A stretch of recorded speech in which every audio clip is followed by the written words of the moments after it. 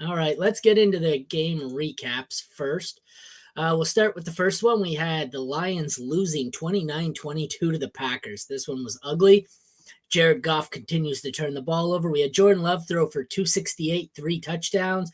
Well, Jared Goff was 332 and 2 touchdowns, but also 3 fumbles lost. How is that possible? He goes 3 interceptions, follows it up with 3 fumbles. That's great. Coming at a great time of year for Detroit. The running backs, A.J. Dillon got all the work, 14 carries, 43 yards. Didn't do much with it. 3 catches for 38 yards. Montgomery, it looks like he split the carries just over 50-50. He had 15 carries, 71 yards, and a touchdown. And Jahmyr Gibbs had 11 carries, 54 yards, but got 4 receptions to kind of pad his stats a little. The receivers were all over the place. We had a lot of usable ones. Christian Watson finally comes to life. He has 5 for 94 and a touchdown. Jaden Reed, 2 for 16 on the ground. Then he has 4 for 34 and 1 touchdown. It's interesting that they're using Reed kind of like Debo. I didn't really think he was suited to it, but okay. We have Romeo Doubs, who got 3 for 37. That was disappointing. St. Brown did what St. Brown does. He puts up almost 19 points without a touchdown, 9 for 95. Khalif Raymond got in here with 5 for 90. Josh Reynolds, 2 for 15, saved by a touchdown. J-Mo goes 2 for 51. He's just a deep ball threat at this point. He's Gabe Davis light. Tight ends were interesting. We had a great day from Sam Laporta, 5 for 47 and a touchdown. Tucker Kraft, nothing but a touchdown. That saves his day. Both kickers sucked. The Lions defense didn't register anything, and the Packers registered 18 points on 3 sacks, 3 forced fumbles, 3 recoveries, and the TD, that was a scoop and score touchdown, right? Not a pick six? Yes. That was, I forget his name. Yeah. Okay. What are your takeaways from this lovely game besides the Lions shit the bed because Goff can't stop turning the ball over?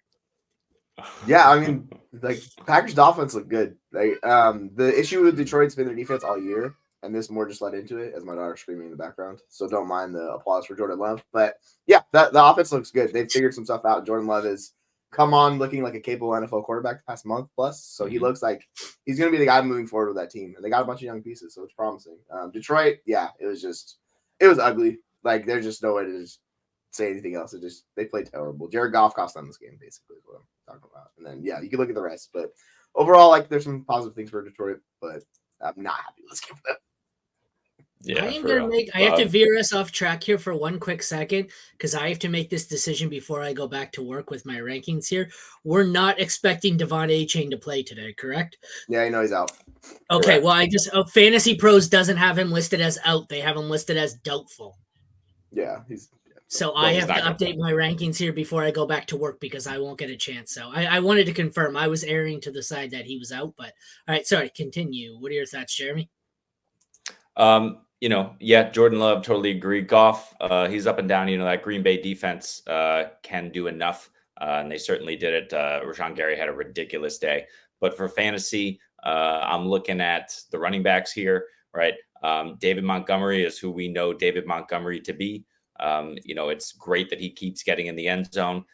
His volume is down, but his efficiency is slightly up, and he's scoring. So keep rolling with him. Gibbs is getting that workload. So these guys should be back-end RB1, high-end RB2 rest of the season. I'm not scared of, New Orleans next week, but otherwise Chicago, Denver, Minnesota sets up really nicely for those guys. On the other end, the running backs, A.J. Dillon, if your trade deadline hasn't passed and anyone will give you anything for A.J. Dillon off the back of 3 mediocre performances in a row, sell that man. He is not him. He has never been him, and he's never going to be him. So if you can get anything for A.J. Dillon, do it now. These rookies are starting to frustrate me, especially the running backs.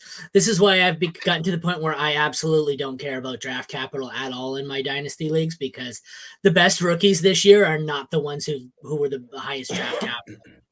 Let's see what the question is. Need 2 flex. Waddle, Higgins, Singletary, Flowers, Odell, Schultz. Do we think Higgins is going to play? Did he? I'm not playing him even if he does. Yeah.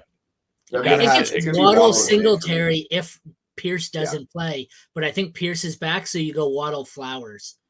Yeah, I think that's the safest route. And then I would have Singletary, and then Higgins and Odell come together, and then Schultz is a tight end. So I have Schultz above Odell and Higgins. Yeah, I don't mind. Like I don't mind honestly. I need to check my rankings, but like those three, it's definitely a tier gap from the first three to the second three. Like I'm just like, no thank I think you. Waddle, Flowers, unless Pierce is out, then you put Waddle, Singletary. But I'm pretty sure Pierce is playing. Jeremy, For me, it depends on what you need, right? We don't have any information about half PPR, full PPR, where you are. But if you need upside, I would go Zay and just hope that he gets, or even Odell. Depending on the big booms that you need. If you need stability, I go Singletary, but I think Waddle is locked in, like we said. All right. Any other takeaways from this game before we move on to the next one? We've kind of got a full schedule. Christian Watson's top 24 wide receiver in usage, and he finally hit this week. So you guys have to keep betting on that. He's been good. Like he hasn't been great, but the usage has been there, and he finally lived up. And he should have had a monster game. They just missed a touchdown, and on that deep play that they completed the pass, like if he just leads Watson, that's an extra 50 yards on the touchdown. So like it could have been a ginormous game for him, but it was good to see him. Gabe Davis heavy, Christian Watson. Jesus Christ.